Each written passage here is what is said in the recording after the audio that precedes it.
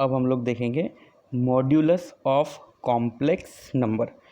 तो modulus of complex number का मतलब ये होता है कि कोई भी कॉम्प्लेक्स नंबर जैसे कि z, जिसको हम लिख सकते हैं x, y, जो कि एक पॉइंट है x प्लस आयोडा y, इस पॉइंट की ओरिजिन से कितने डिस्टेंस है, उस डिस्टेंस को हम लोग बोलते हैं मॉड z।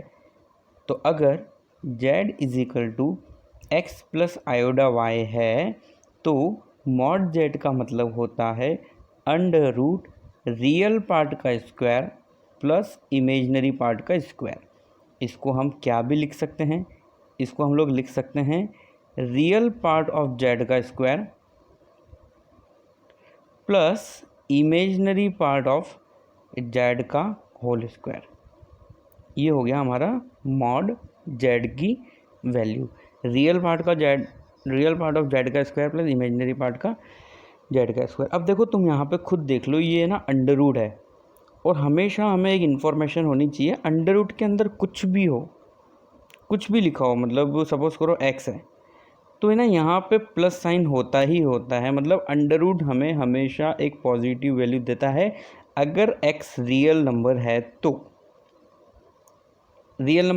पॉजिटिव नंबर है तो अंडर रूट एक्स हमें हमेशा क्या देता है, पॉजिटिव वैल्यू देता है। तो ये मॉड जेड क्या हो गया यहाँ पे, ओरिजिन से कॉम्प्लेक्स नंबर की डिस्टेंस। ठीक है, अब हम लोग इसकी प्रॉपर्टीज़ देख सकते हैं, प्रॉपर्टीज़ है ना। अगर मान लो तुम्हें एग्जांपल देखना है तो ये भी देख सकते हैं हम, जैसे 3 + 4 आयोडा कोई कॉम्प्लेक्स नंबर है तो mod z is equal to क्या होगा, अंडर रूट 9 + 16, जो कि हमें वैल्यू देगा 5। तो ये हमेशा एक पॉजिटिव वैल्यू होती है और होगी भी सही, क्योंकि ये क्या है, ओरिजिन से कॉम्प्लेक्स नंबर की डिस्टेंस है और ओरिजिन से कॉम्प्लेक्स नंबर की डिस्टेंस है और डिस्टेंस हमेशा पॉजिटिव होती है, डिस्टेंस हमेशा क्या होती है, पॉजिटिव, इसलिए हम लोग बोलते हैं mod Z is always positive. अब प्रॉपर्टीज़ के अंदर फर्स्ट ये है कि जेड का मॉड निकालो या फिर माइनस जेड का मॉड निकालो या फिर जेड बार का तुम मॉड निकाल लो या फिर माइनस मॉड जेड का मॉड निकाल लो, माइनस जेड बार का मॉड। सभी के लिए क्या आएगा, सेम। जैसे कि x plus iota y Z है तो सभी को पता है जेड बार क्या आएगा, x माइनस आयोडा y। अगर मैं माइनस जेड की बात करूँ तो वो क्या होगा, minus x minus iota y। इसी तरीके से minus z bar is equal to क्या होगा, minus x plus iota y। Okay, अब देखो अगर तुम इसके अंदर मॉड जेड मतलब इन सभी की वैल्यूज निकालते हो तो यहाँ पे रियल पार्ट हो या इमेजनरी पार्ट हो, उन दोनों का ही स्क्वायर हो रहा है। तो प्लस एक्स है या माइनस एक्स हो, y हो या माइनस y हो, होगा तो एक्स स्क्वायर और वाई स्क्वायर। तो इसलिए इन सभी के मॉड की वैल्यू क्या होती है, सेम। तभी तो मैंने तुम्हें इससे पहले भी डायग्राम बताया था। जैसे कि सपोज करो ये जेड है तो यहाँ पे उतनी ही डिस्टेंस पे ये क्या होगा, माइनस जेड, और एक्स एक्सिस के रेस्पेक्ट में जो मिरर इमेज होती है वो क्या बताई थी मैंने तुम्हें, जेड बार। अब इसके बिल्कुल अपोजिट में इधर क्या होगा, माइनस जेड बार। तो ये तो है x, y। इसी तरीके से ये हमारा क्या हो जाएगा, x, माइनस वाई। अब इसका अपोजिट ये माइनस एक्स, y और माइनस एक्स, माइनस वाई। मतलब पॉइंट जो है x, y हो या x, माइनस वाई हो या माइनस एक्स, y हो या माइनस एक्स माइनस वाई हो, ये सभी के सभी पॉइंट ओरिजिन से हमेशा under root x square plus y square distance पर ही रहने वाले हैं। ठीक है, इसलिए हम लोग इनको बोलेंगे कि ये इक्वल है। तो ये हमने सबसे पहले जो देखा, ये प्रॉपर्टी नंबर क्या थी, फर्स्ट। अब हम लोग आगे बढ़ते हैं और नेक्स्ट प्रॉपर्टीज़ देखते हैं। ठीक है, तो जो नेक्स्ट प्रॉपर्टी है, property number second, mod Z की वैल्यू हमेशा ग्रेटर देन इक्वल टू क्या होती है, 0 होती है, पॉजिटिव होती है। इसी के साथ हम लोग ये बात भी देख सकते हैं कि रियल पार्ट ऑफ जेड जो है, रियल पार्ट ऑफ जेड जो कि यहाँ पे x है, वो होगा प्लस मॉड जेड और माइनस मॉड जेड के बीच में, हमेशा क्या होगा, इनके बीच में। सेम टू सेम हम ये इसके लिए भी लिख सकते हैं एंड कि माइनस मॉड जेड सॉरी ये माइनस हम लोगों को बाहर लगाना है, मतलब minus mod z less than equal to imaginary part of z less than equal to z. अब देखो ऐसा क्यों, क्योंकि हम लोग यहाँ पे जानते हैं कि mod z is equal to क्या होगा, x square plus y square. Okay, अब देखो ना, तुम y को जीरो रख दो, y को क्या रख दो, जीरो, तो यहाँ पे क्या आएगा, अगर y जीरो है तो x प्लस वाई की जगह यहाँ पे क्या आएगा, x प्लस आयोडा वाई की जगह x, तो mod x is equal to कितना आएगा, अंडर रूट एक्स स्क्वायर, जो भी मॉड x आएगा, मतलब ये दोनों बराबर हो गए ना। तो या तो ये दोनों बराबर हैं या फिर राइट हैंड साइड में बड़ा नंबर है, क्यों, क्योंकि स्क्वायर के अंदर तुम कुछ स्क्वायर जोड़ो तो बड़ा ही होगा ना। तो इसलिए हम लोग बोल रहे हैं कि ये जो इमेजनरी पार्ट ऑफ जेड है उसकी वैल्यू माइनस जेड से जेड के बीच, मॉड जेड के बीच में होती है, और इमेजनरी पार्ट हो या रियल पार्ट हो, दोनों की वैल्यू माइनस मॉड जेड से प्लस मॉड जेड के इक्वल होती है। तो अगर मान लो मैं इसका तुम लोगों को एक्सप्लेनेशन बताऊं तो ये लिखा हुआ क्या है, x जो है less than equal to under root x square plus y square. अब है ना y जो है इट कैन बी जीरो, मतलब if y is equal to zero, तो यहाँ पे हुआ क्या, y is equal to zero होने पे x less than equal to mod x आया, मतलब ये एक्स स्क्वायर, तो x less than equal to mod x, तो ये तो बिल्कुल बात सही है ना भाई। तो इसलिए मैं बोल रहा हूँ कि under root x square plus y square की वैल्यू हमेशा x से क्या होती है, बड़ी होती है। ठीक है, अब नेक्स्ट बहुत ही ज़्यादा इम्पोर्टेंट प्रॉपर्टी, और वो इम्पोर्टेंट प्रॉपर्टी यहाँ पे क्या है, प्रॉपर्टी नंबर 4, जेड को अगर मैं जेड बार से मल्टीप्लाई करता हूँ तो मुझे मॉड जेड स्क्वायर मिलता है ना। इसको हम प्रूव कर सकते हैं, जैसे कि सपोज करो x प्लस आयोडा वाई है, अब इसका जेड बार क्या होगा, x माइनस आयोडा वाई। अगर मैं इसको मल्टीप्लाई करता हूँ तो A square minus B square से फॉर्मूला क्या बनेगा, x square minus iota square y square. अब आयोडा स्क्वायर क्योंकि -1 होता है तो हम इसको क्या लिख सकते हैं, x square plus y square. अब तुम खुद देख लो, इसको मैं अगर ऐसा लिख दूंगा तो क्या दिक्कत है, x square plus y square under root के अंदर और उसका स्क्वायर, तो ये हो गया ना मॉड जेड स्क्वायर। तो left hand side is equal to right hand side होगी। इसी फॉर्मूले को यूज़ करके ही तो हम लोगों ने मॉड जेड जेड इन्वर्स निकाला था।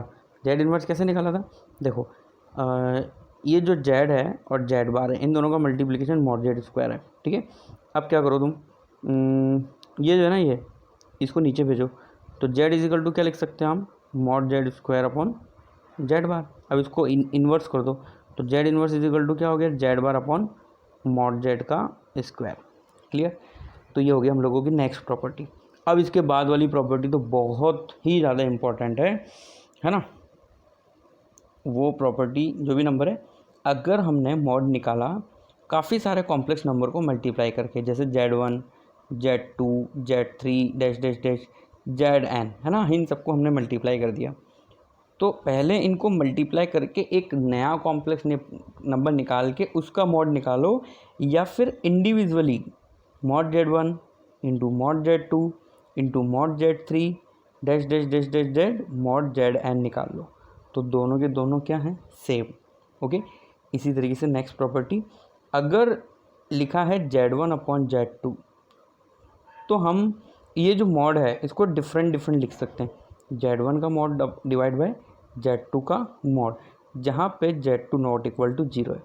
तो अभी हम सिर्फ प्रॉपर्टीज़ देख रहे हैं, प्रॉपर्टीज़ देखने के साथ ही इसको फिनिश करते ही हम लोग एग्जाम्पल भी देखेंगे, क्योंकि ये इम्पॉर्टेंट है।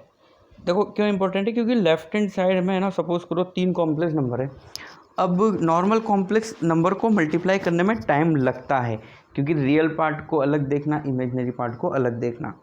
तो अगर मैं इन सपोज करो ये n की जगह 3, मतलब 3 कॉम्प्लेक्स नंबर है, तो पहले तीनों कॉम्प्लेक्स नंबर को मल्टीप्लाई करके एक सिंपल कॉम्प्लेक्स नंबर लाओ a प्लस आयोडा b की फॉर्म में, फिर उसका मॉड निकालो, है ना, टाइम लगेगा इस काम को करने में।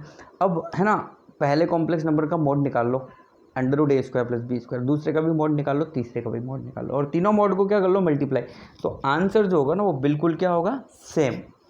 Okay, next very very very important property, suppose करो कहीं लिखा है Z1 प्लस Z2 के मॉड का square.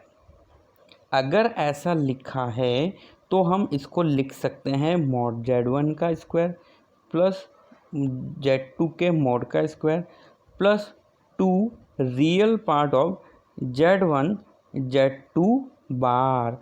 Very very very important formula. ये फार्मूला हम लोग काफ़ी सारे क्वेश्चन को सॉल्व करने में यूज़ करने वाले हैं। अब क्योंकि मैंने बोला ये इंपॉर्टेंट है तो इसका प्रूफ भी हम लोगों को देख ही लेना चाहिए, ठीक है। तो प्रूफ करते हैं, देखो है ना। तो प्रूफ के लिए हम एक फार्मूला यूज़ करने वाले हैं कि मॉड जेड स्क्वायर को हम लिख सकते हैं जेड जेड बार। तो उसी तरीके से जैसे कि यहाँ पे लिखा हुआ है Z1 प्लस Z2 के मॉड का स्क्वायर, तो इसको हम क्या लिख सकते हैं भाई, Z1 प्लस Z2 इंटू इसका मॉड, मतलब Z1 प्लस Z2 का मॉड। अब ये मॉड क्या करो, अलग अलग दोनों को दे दो, तो हम इसको क्या लिख सकते हैं अब, Z1 प्लस Z2 और फिर इंटू क्या है, Z1 का मॉड प्लस Z2 का मॉड। अब है ना, इस Z1 को इन दोनों के साथ मल्टीप्लाई करो, तो पहली स्टेप में क्या आएगी, Z1 बार प्लस Z1 Z2 बार प्लस Z1 बार Z2 प्लस Z2 Z2 बार।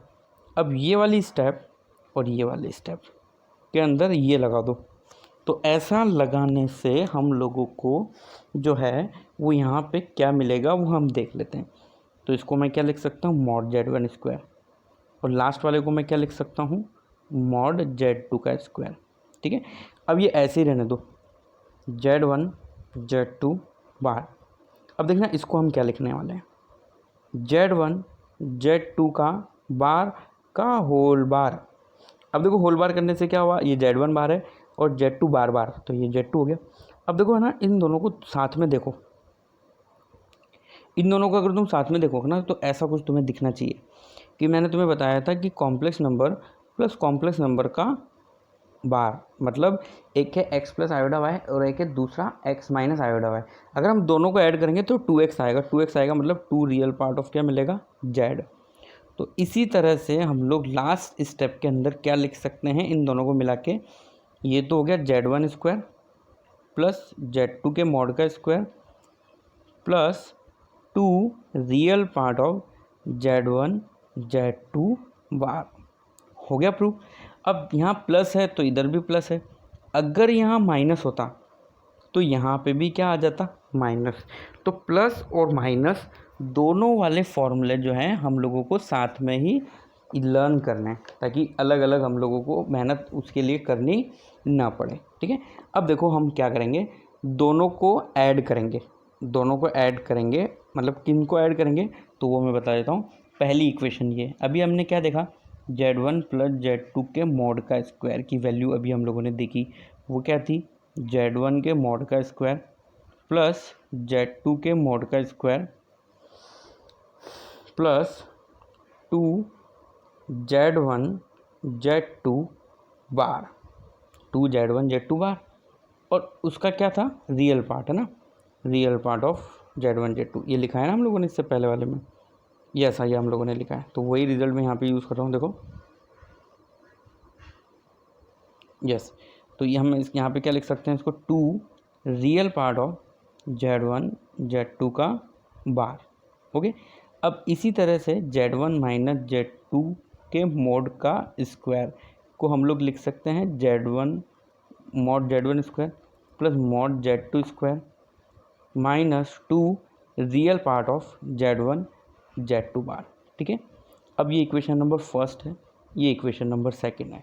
अब इक्वेशन नंबर फर्स्ट और सेकंड को ऐड करो, फर्स्ट प्लस सेकंड, तो यहाँ से हमें क्या रिजल्ट मिलेगा, Z1 प्लस Z2 के मॉड का square plus Z1 minus Z2 के मॉड का square is equal to 2 Z1 के मॉड का स्क्वायर प्लस Z2 के मॉड का स्क्वायर, और ये पूरा का पूरा किस में, ब्रैकेट में। तुम खुद देख लो, ये प्लस और माइनस वाला कट गया और ये दोनों क्या हो गए, ऐड हो गए, तो सिंगल सिंगल मिलके क्या हो गए, डबल। अब इक्वेशन फर्स्ट माइनस सेकंड करेंगे तो हमें यहाँ पे क्या मिलेगा, Z1 प्लस Z2 के मॉड का square minus Z1 minus Z2 के मॉड का स्क्वायर। तो ये माइनस करने से क्या होगा, ये वाली दोनों टर्म कट जाएगी, और ये वाले दोनों टर्म कट जाएगी तो क्या होगा, double of 2 real part of Z1 Z2 बार हमें मिल जाएगा। ठीक है, अब ये रिजल्ट जो अभी हम लोगों ने देखे हैं, अब इनको यूज़ करके हम कुछ क्वेश्चन सॉल्व करते हैं। ठीक है, जैसे कि क्वेश्चन नंबर फर्स्ट, हमें वैल्यू कैलकुलेट करनी है 3 + 2 आयोडा का स्क्वायर, 3 + 2 आयोडा का स्क्वायर डिवाइड बाय √3 + 2 आयोडा इंटू 1 - आयोडा और इस पूरे का मॉड। ठीक है, ये हम लोगों को क्या करना है, कैलकुलेट करना है। अब देखो, अभी हम लोगों ने कुछ प्रॉपर्टीज़ देखी और वो प्रॉपर्टीज़ क्या है कि Z1/Z2 Z3 ऐसे मोड में लिखा हुआ है। तो सबसे पहले डिवाइड वाली प्रॉपर्टी के अकॉर्डिंग हम इसको क्या लिख सकते हैं, Z1/Z2 Z3 का मोड। फिर नीचे वाले मोड को अलग अलग कर सकते हैं हम, तो इसको क्या लिख सकते हैं, Z1/Z2 का मोड Z3 का मोड। तो क्यों ना ये प्रॉपर्टी हम यहाँ पे अप्लाई करें।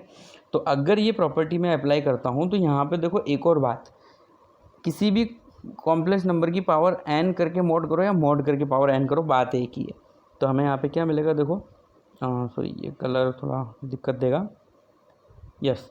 तो 3 + 2 आयोडा का मॉड और मॉड का ही स्क्वायर कर देना है डिवाइड बाय, अब नीचे भी मॉड ही लिखना है।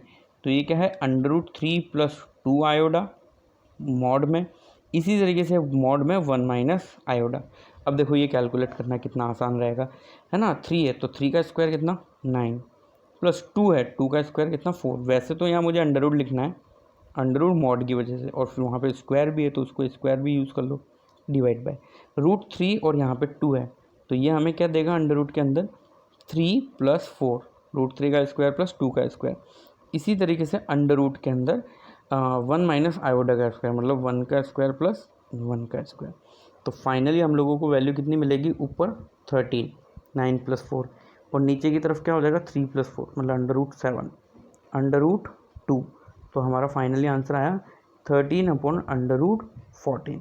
अब देखो ये बहुत इजीली आ गया।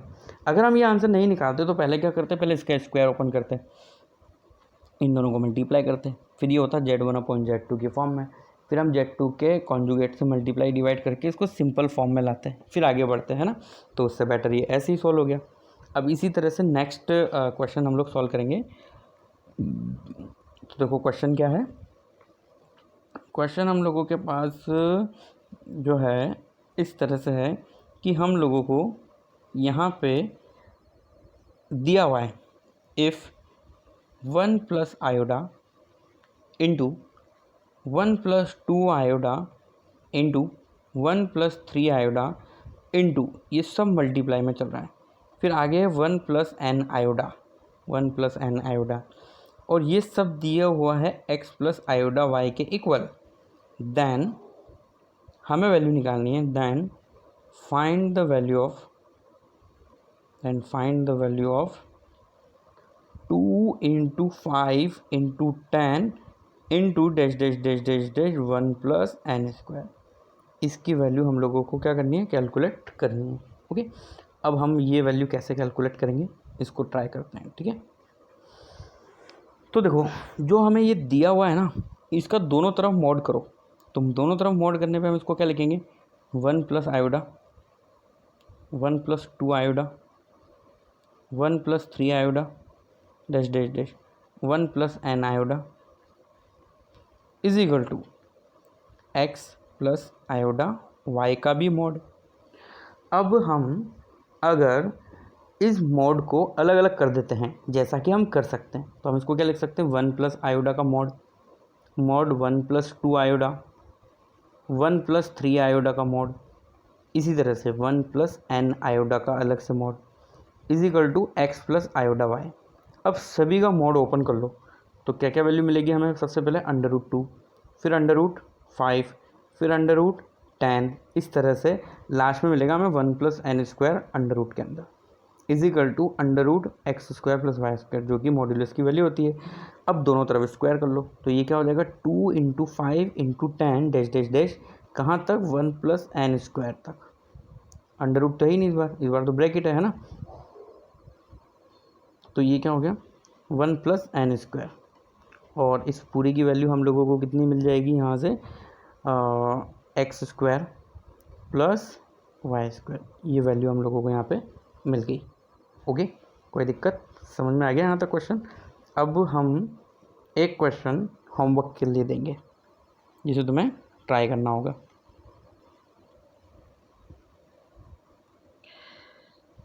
अगर थीटा की वैल्यू 3π/2 से